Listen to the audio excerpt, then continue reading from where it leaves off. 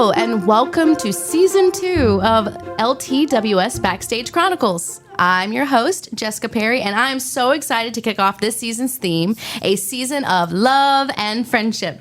In this episode, we'll pull back the curtain on what this season means for our theater, the stories we'll be sharing, and how community, love, and friendship connect us both on stage and off. I'm joined today by three incredible voices from the Little Theatre of Winston-Salem. We have our Executive Director, Joelle Irons, our Board President, Kathy Cissna, and our Board Vice President, Jordan Shue. Together, we'll talk about what makes this season so special, what's ahead, and why live theater continues to matter so deeply in our community. If you enjoyed today's episode, don't forget to subscribe to LTWS Backstage Chronicles, leave us a review, and share it with a fellow theater lover. Now, let's dive in. So, good afternoon. Welcome. Thank you, ladies, so much for being here today. How's everyone feeling as we get ready to kick off our 91st season, celebrate our 90th birthday, and talk about some other fun developments here in a minute? It's going to be a very exciting year. That was Kathy Cissna. That was our board president. I'm going to go ahead and just introduce each other a little bit. Joelle Irons, say a little hello for our fans. Hello. Yes, it's definitely going to be an exciting and wild year. And Jordan, have to say a little hi. Hi, I am super excited for this season and for all the celebrations and the new things we have coming up. Yay. So we are coming back from our summer vacation. Kind of. We don't really take a vacation. But so I just wanted to go around and kind of say, like, how was everyone's summer? Did anyone do any fun things over the summer? Feel free to jump in. I went to the Pearl Button capital of the world. Where's that? Pearl Button capital of the world. I didn't even know that was a thing. Who knew it was a thing? I didn't know it was a thing. Specifically pearl buttons. Pearl buttons, yes. Interesting. Yes. Because of a section of the Mississippi River that had the most mussels, that they cut the pearl buttons out of their shells. What can I say? We went on a tour of the Mississippi River, the upper Mississippi. You really do learn something new every day. Don't you know? Thank you for that. Yeah. Wow. All we did was summer camps. I don't think that compares at all. However, yours was probably more rewarding. I don't know. There's a lot to be said for a pearl button. Summer camps are fun, though, and especially when they result in really fun productions like The Jungle Book. Like, my 2-year-old loved it. He only sort of talked out loud a few times. I think the kids are probably loud enough on stage that no one noticed. That was my hope. Yeah, that one was adorable and a lot of fun. And then Beetlejuice was also fun, though not as adorable, but definitely fun. By definition, it's not as adorable. Yeah. Going from Beetlejuice to Jungle Book was definitely a mind twist. Although I found them very adorable. Well, that's because your kid is in it, so... My kid is creepy and weird, and so she fit right in Beetlejuice. And I loved watching her and all the kids, and seeing them grow.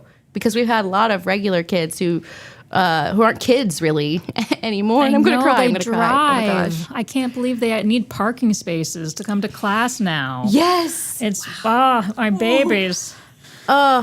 And seeing where they began and where they are today, I mean, they started off being just an actor in a youth production, and now they're like volunteering in other areas of theater. Recently, one of our actors came and volunteered at our Art Crush booth, and she was just like talking to everyone. And this particular actor was so quiet, so shy and reserved when she first started, and she was just like calling everybody, come check us out, see what we're doing, like telling everybody about the youth stuff and how it helped her. And then she would sit and look at me and go, I'm so good at this. Yeah, she is totally a different person who was in, what was the first? Rock of Ages was her first one. Yeah, you could not hear her even mic'd. And now we can't get her to be quiet. It's fabulous. I love that. Yeah. See, now we can only hope that she'll go off to college and then move back to Winston-Salem and she can be a board member. Exactly. You got to start them young. That's right. The long con. That's what we're in here for. Yeah. So this summer was really, really great. We had a huge turnout 4 camps this year, it was amazing to see. All of our classes were just like almost completely full. And seeing the different age ranges and the young people, it was just a really good summer, I think. I mean, it was loud in the office. It was very loud, but we're used to that. But yeah, this was definitely the largest of the older kids camps that we've ever had, and that was really cool to see that is taking over, and teens want to learn more details about theater and theater skills. So that was good. Yeah. So let's talk a little bit about the 91st season, a season of love and friendship. Are there any particular shows that you are looking most forward to for this season? Oh, my. All of them. Yeah, you can't pick a favorite child. They're going to be very different. It's going to be a wide range of opportunities for people, both on stage, backstage, in the audience. I think it's going to be a great year for lots of reasons. Mm-hmm. I think I'm excited. I mean, I'm a musical theater girly at heart, and I haven't seen Sister Act on stage yet, and that was one of my favorite movies growing up. And I know they're pretty different from what I've heard, but still excited to see it and come to life on stage. And it's such a wonderful story, so I'm excited for that. So no particular favorite for you. You're gonna plead the fifth. I think that's probably the best political choice for me to make. Yeah. I'm excited too about all the shows for various reasons. They're so unique and different. We all kind of center around a theme of love and friendship, which we all really need a lot more of right now. So I think it's really good moving forward that this is the energy that we're going into, spreading positivity, love, and all that mushy, gushy stuff. Well, support, too, not just love, gushy, but the support that you get in a community of theater, on stage, off stage, in the audience. It's you get stuck in a room in the dark and get to hear a story together. Nothing connects strangers better than that. Yeah, that shared experience. That's nice. All right, well, we are moving along at a very nice pace. Okay, so what else do we want to talk about that we got coming up soon? I know that we have a big anniversary event. Little Theater's official birthday is October 3rd. It'll be the 90th birthday, and we actually are having our birthday party on the birthday, which is so cool because, when you're a kid and you had to celebrate your birthday off on the weekend and it wasn't your actual birthday and it was kind of lame. But we actually get to celebrate our birthday on our birthday. And that's going to be a lot of fun. We're going to do stories, some weird fun facts that you didn't know about the history, especially the old history of Little Theater. There's going to be food and drinks and maybe a cake because it's a birthday, so you got to have a cake. I'm interested to hear some of those fun facts. With 90 years of history, I'm wondering how weird or interesting or bizarre or fun they might get. Nothing too scandalous will be shared, though I'm sure there's some of that in there. But somehow that didn't make it into the archive, sadly. But there's some weird, crazy ones and sweet ones. I know we've also been making concerted efforts to digitize all of our archives as well so we can preserve our history. And I think that's really important as well with 90 years of history. That we preserve that. I just throw that out there. I don't know if that has anything to do with the birthday, but... that'll be part of it because we're going to have some of our documents from back in the day, and we're going to have some digital versions of it because some of that stuff is quite old and the paper is getting pretty old. So digitizing it before it completely falls apart is pretty darn important. And then it also just makes it easier to look at things up. You can now see most of our programs, most of our posters, and photos from the 30s and 40s, and I think some of the 50s as well on Digital NC. So people can go back and find their grandparents or when they were on stage or off stage. That's just kind of cool. Yeah, I spent a little bit of time going through the Digital NC site looking for that stuff, and I thought it was great just to be able to see that history and relive things that I saw years ago. Not that long ago, but some of the more recent ones. it's nice to have the physical copy of stuff, but it's also nice that it's like this information is at the click of a button and anyone can have access to it. So we're sharing our history now with everybody. We had history and we are holding on to it, but now we're sharing it with everyone. Well, it's like doing genealogy, right? I mean, to be able to really get some of that stuff pinned down so that you can find it and so that you can tell people that history before it's all gone. I think it's great.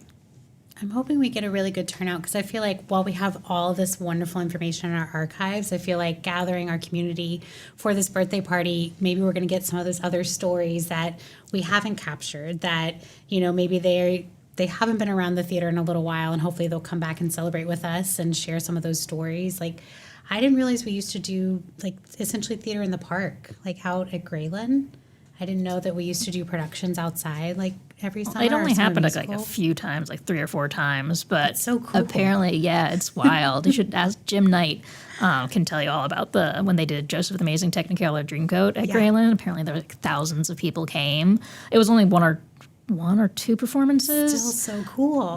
But yeah, I had no idea. And they did another one. Oh, what was it? It was something that involved a car being pulled up. Maybe it was.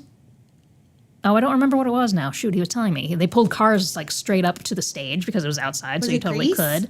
Wasn't Grease. It was a show where it didn't entirely make sense for it to be like Godspell or one of those that's really kind of, because it was in the 70s, so, because he said he got out of it and you're in your street clothes and then you got onto stage and then he put on the other clothes. It might have been Joseph. I don't remember now. Anyway, but you were going to pull up these cars straight up to the stage, which you can't do anywhere else other than a giant park. Yeah, In the 70s. I didn't realize there used to be a performance space at Grayland before it burned down. Like, it's just like cool Winston-Salem stuff because we've been around for so long in the city that you kind of get to combine city history and our history. And I don't know, that was cool to learn. So I'm hoping there'll be other fun facts like that maybe aren't as easy to digitize or to have in our hand if you're sitting in our archives room that we can gather and hold on to. Or maybe pieces that we've lost that other people still have. If we get the word out, it's very possible somebody will say, you know what? I was cleaning out my mom's attic and found. Yeah. And a lot of what we have is from that sort of thing. People will just we have these photo albums from the 50s and 60s that are just chock full of newspaper clippings and photos and playbills and all these notes and things, like the notes actors give to each other, that sort of thing. So that's really cool in there as well. There's some weird ones, like we had a barn, or we rented a barn and rehearsed in a barn for a while. Like with animals? Yeah, there were cows downstairs. Nice. Oh, love it. Were we doing Oklahoma or that just... It just, no, okay. just happened. I think this might have been, Oklahoma would have been brand new. Oh, so definitely not doing Oklahoma. Yeah. Couldn't get the rights for that quite yet. Yeah. Oh my goodness. So we've had a lot of volunteers who have been working on this for about, how long have they been working on this now? Oh gosh, archives, at least 2 years that they've been organizing it, because it was just sad piles and piles of boxes. And then now it's in beautiful folders all organized by year and show and order of things inside of them. And it's at least 2 years, maybe even longer. Wow. That's dedication. Is it this? Have we been working with the same volunteers every time, or has more people been coming in, or has it mostly been just Jim? The core has been Christina and Jim and Heidi, and they really were the ones who went through all of the boxes, and I mean dozens of boxes of stuff. And they organized it, and they put it into files, and they figured out what shows most of the things were from, because Jim's been around since, I'm not going to say when because I'll get in trouble if I get it wrong, but a while, longer than I've been alive. I know that much. Probably our longest running, he's definitely our longest running volunteer who's still active. Consistently so. Consistently, Yeah, yes. Karen Bell Chandler's been around longer. Oh, yeah. She started before him. But then they brought in people like her and Mark Perolo and a few other people who were around a lot or also just know shows so well that they can say, that looks like that show because of these reasons, to help figure out which some of these photos that no one wrote on the back of them are from, and they're from the 50s and no one remembers anymore.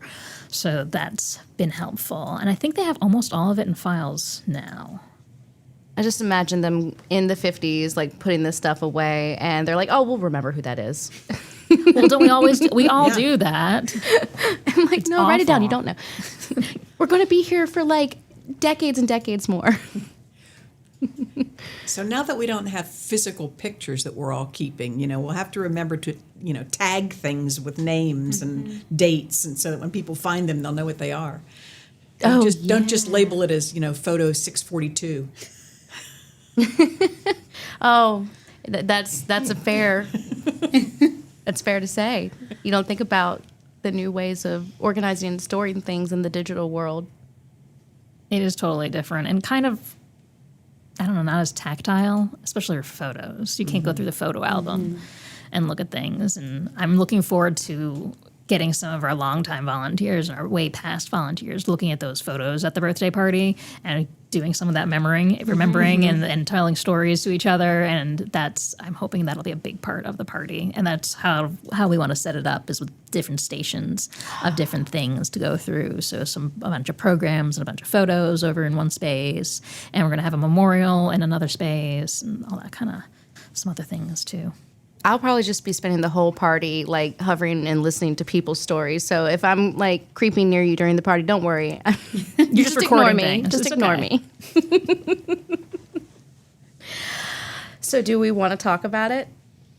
Oh gosh, yes, I suppose so. Do we want to talk about it? I mean, everyone should know by the time this comes out. Everyone knows. Right? Everyone knows You know now. what we're We talking made a about. big announcement yesterday, and this podcast should go out tomorrow. So, yeah, it's been exciting and overwhelming, and a lot of feels and emotions tied to it. You want me to say it? Do you want to say it? You can say it. Okay, I'll say no. You know what, Kathy? I want you to say it. Well, the Little Theatre of Winston-Salem, for the first time, is going to own its own building. Woo! We're buying a building. That's what we did this summer, Yeah, right? That's the big news. Yeah, Been working hard on it, and it's about to come true. And it will be a great stepping stone, a great way to kick off our next 90 years. Joelle, you want to talk about what it's for? Oh yeah. yeah. It's going to be a larger rehearsal room, and if you've rehearsed with us, it will not have that pillar in the middle of it. So yay! It'll have a nicer, larger classroom, and the administrative offices, of course. So Jess and I will be next to each other, and Abby will be downstairs from us, and that'll be very sad. We'll have to run down the stairs to tell her things. I just want to tie a bucket onto a string and just kind of like lower it down. Yeah, we talked about doing those little parachute guys. Yeah. And then the truly exciting part is there will be a 70-ish seat theater space for us to do youth productions and our Spotlight series and just be able to grow our youth productions. So like this summer we did 2 shows instead of just 1, and being able to do more of that with the younger kids is going to be super great for them and for our education department and all the opportunities with that. And it also will just give us more space to rehearse so that one show a year doesn't end up homeless, which keeps happening. Because we just keep outgrowing, we've outgrown the space that we're in between the shows and the productions that we're doing, the number of them, and our camps and classes. And so it's like, for you, I imagine trying to schedule everything must be really Scheduling fun. is my bane. It is truly like, well, we could do it. No, we can't. Well, no, you can't. Or because sometimes a lot of people, there's so much going on in this city. A lot of people need extra space to rehearse in, or just one-offs to rehearse in, and so they ask us. And when I can, they come in and rehearse in one of our spaces. But most of the time, we don't even have room for our own people, or to have any extra classes or workshops or anything like that. So this space will allow us to grow, because we've grown as much as we can grow in the space that we're currently in. That is entirely its purpose, yes. So to help us keep growing in the direction we have been growing. Especially, I think, with our education programs. And when you talk about, you guys were talking earlier about this summer's camps and how you're seeing these kids grow, and you're seeing the value that these programs bring to our young performers, our young minds, whether they're going to be performers in the long run or not. It's just such a valuable experience, I think, for anybody going out into the world. Well, it helps give more them and more. confidence, and it helps give them like public speaking skills and things like that, which translates into like school presentations or work meetings and things like that. It's so much easier to move yourself ahead and be more successful when you have that kind of confidence. And I think that's why our education department has been growing so much, because parents right now especially know that that's something their kids need, is public speaking, but also the collaboration and the empathy and all the other things that go along with theater that you just don't get many other places. So they're willing to bring their kids to summer camps and theater classes because they know that there's value even if their kid doesn't become an actor. Yes, I mean, there's several of our youth actors that have told their parents and have told me and told us, they're like, yeah, I'm going to do this until I age out. Like, We've had, yeah, and oh gosh, and when that happens, that's bring me the Kleenex. That'll be. oh gosh, I don't even want to think about that. No, that's coming like not too soon. We still have a little bit, We have a year. like or two. To stop. No, we've grown very, very fond of our little actors. It's hard not to when you work with them so closely, so much, and seeing their personalities develop. It's hard not to just love them all so much. I've adopted so many of them. My daughter and my son have gotten involved in multiple ways, and Allie will come up to me and she'd be like, so and so wants you to adopt them. I'm like, all right, add another one. What's another one? Let's go. I'll be the theater mom. Although we have a lot of wonderful theater moms and theater parents. It's amazing. And they are totally on board. They have seen their kids grow and they've seen their kids blossom and mature into, like this summer I had one whose father was so excited because her daughter was finally connecting with the teens, because she was one of those slightly on the younger side. And the teens were accepting her and he was just so thrilled for her. It just made everybody happier. So yes, the building will definitely give us more room for all of that, and just and our adult education too, because we don't get as invested, I guess, in our adult education, but it always does really well. And some of the stories I get from Britt about her students and how much more how better they are at work and in their real life and everything is pretty fabulous. So to be able to do more of that. We'll be able just to do more in general. I know our parents, they're always asking us, what more can their kid do? Is there anything else that they can do? Like, they want to get involved in all areas of theater. Can my child shadow a director? Are you going to have any kind of technical classes? We're always getting these kinds of talks, and having this space will allow us to start like exploring those options. And when you have such great people in the community that want to get involved, you want to offer as much as you can. Yeah, and we never could do technical theater classes before, because when you rent your theater space, you're in there for such a short amount of time, and the time is of the essence. You don't have time to really dive deep and get educational about everything. And with our own space, it'll be limited and it'll be minimal, but it'll be a great place for them to start. That'd be a good jumping off point. Yeah, and then move on to volunteer and work with our main stage crews. So that is something I definitely want to explore. Oh, that'll be great, because, in addition to the self-confidence that comes from the acting side, the problem-solving skills that you develop when you're trying to bring a production together and when you're trying to learn some of those technical things is I think, one of the best things you can get out of theater. Yes, says a stage manager. So she knows. Well, I would also say that I think even if they are more focused on being on stage, I think every actor at some point should be backstage because you get such an appreciation for what those are doing backstage or stage managing or calling the show. I think that's necessary to see that side of things, because then you get a better understanding of what's happening around you, better awareness. And so I think, I was one of those kids who started on stage, but then eventually stage managed, eventually directed. I think you got to see it all. Yeah, I agree. Oh, yes. We had one of our youth actors who was in Beetlejuice volunteer to run crew for Jungle Book because his little sister was in that. And he was just like, huh. he did not. It wasn't his favorite thing. And I was like, well, And now you'll have a greater respect for those who are running the show behind the scenes for you. And he's like, yeah. So it really does help give you an appreciation because, I mean, the behind the scenes people are often the unsung heroes that don't get the applause that they deserve. But also it makes you more well-rounded too. Mm-hmm. You get to truly, fully understand everything it takes to bring a show together, and it's a lot bigger than a lot of people understand. Mm-hmm. So I think we're really excited for this next coming year. By the end of this season, I can't wait for our final podcast episode so we can kind of like recap this whole season. That's going to be, I can't even picture it. It's going to be so wild and different. It's exciting. We've also grown our staff too within this last year. So we have some additional staff members. We're really excited. Like staff of 8 now?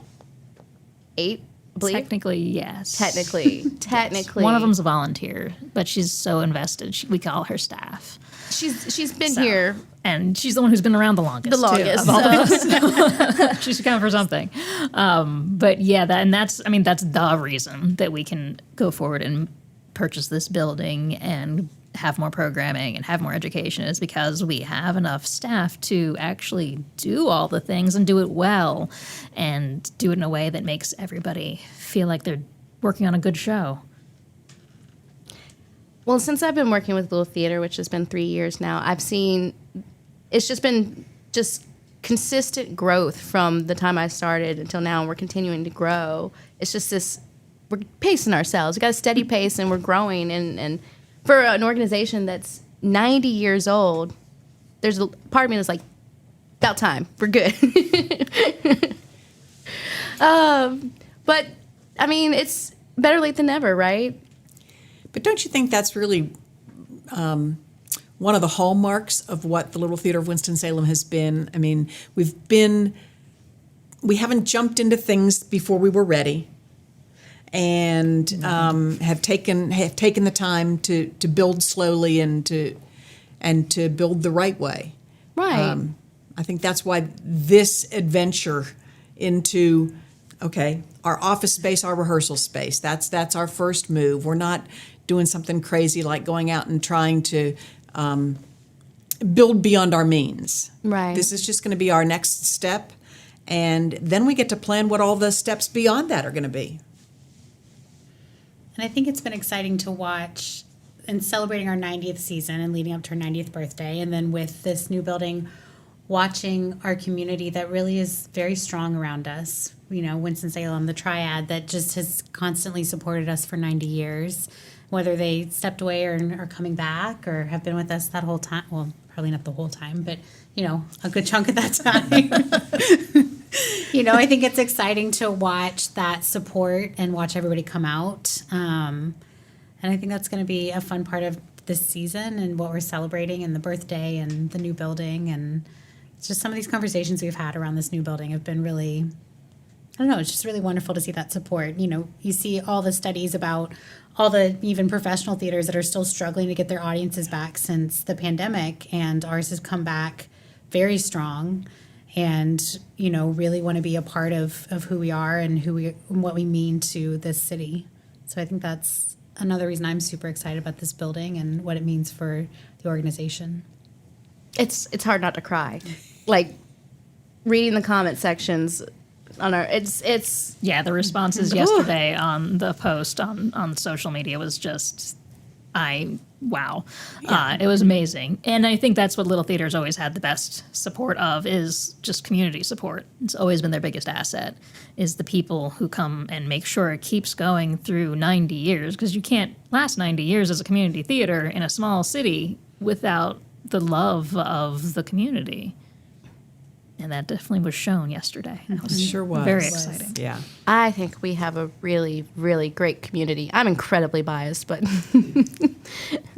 but I'm a big fan of you guys. Just so you know, I love you all.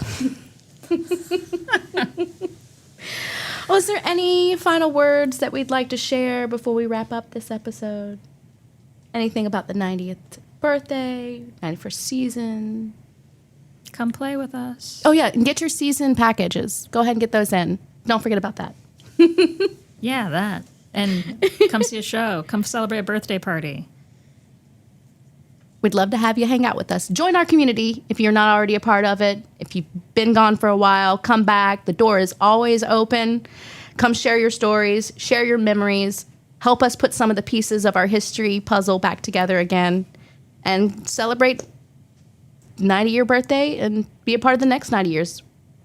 I mean, we're not all going to live to 90, but 90 years from now, but we got some little ones. They'll be here in the next 90 years. Okay, I'm going to stop now. But thank you so much. I really appreciate it. That is a wrap for today's episode of the LTWS Backstage Chronicles. A huge thanks to Joelle, Kathy, and Jordan for joining me and for sharing their love and passion for this theater community. If you like what you heard, be sure to subscribe, leave us a review, and share the podcast with your friends. You will find us on all major streaming platforms, and for more shows, tickets, and classes, or for more information on tickets and classes, visit us at ltofws.org. Coming in up next, we'll shine a spotlight on our fall classes and youth production, Murder on the 518, featuring our amazing educators, a talented young actor, and a theater parent who makes it all possible. Until then, I'm Jessica Perry. Thank you for listening, and a special thanks to our media sponsor, Such and Such Media, for helping us share these stories. And as always, we'll see you at the theater.